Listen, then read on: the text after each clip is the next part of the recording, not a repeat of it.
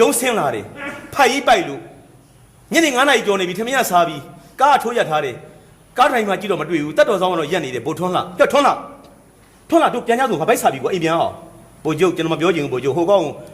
ဆွဲထိုးပြီးတာလောက်ကထွက်လိုက်တော့ဘယ်သူလဲကွာကျော်စိန်ရောလာကြည့်အောင်ကားဒရိုင်မှာ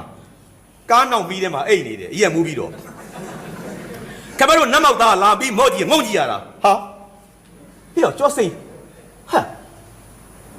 တားတော့ထားပါလားမူးမင်းအရက်ဆိုထောင်းထားနေမလားဟာလေမျက်နှာကြီးပြုံးဖြစ်သွားတယ်တဲ့နိုင်ငံတော်အကြီးအကဲဘိုကျုပ်ကသူ့အထက်မှာဘူးမှမရှိဘူးနော်သူနံပါတ်1သူ့ကားမောင်းတဲ့ကောင်ကတက်ကြက်ပဲရှိတယ်3ရက်ပဲရှိတာဘိုးတော်မဟုတ်ဘူးဟာစိတ်မဆိုးတဲ့အပြင်ဒီကောင်တအားတောက်တယ်ထင်တယ်ကွာထွန်းလာတယ်ဘိုထွန်းလာတက်တော်ဆောင်ဘိုထွန်းလာပြည့်စုံပေါ့နော်အထူကိုရအရာရှိတားလိုက်ပါတော့ဒီကောင်လေးလင်မယားအစင်မပြေလို့တကြက်ဖြစ်နေတာငါကြားတာကြားပြီတဲ့မိမအလုံးမရှိသူ့လာတာမိကိုစားနေတာကလေး3-4ယောက်နဲ့ဒီကောင်လေးဖတ်တီနဲ့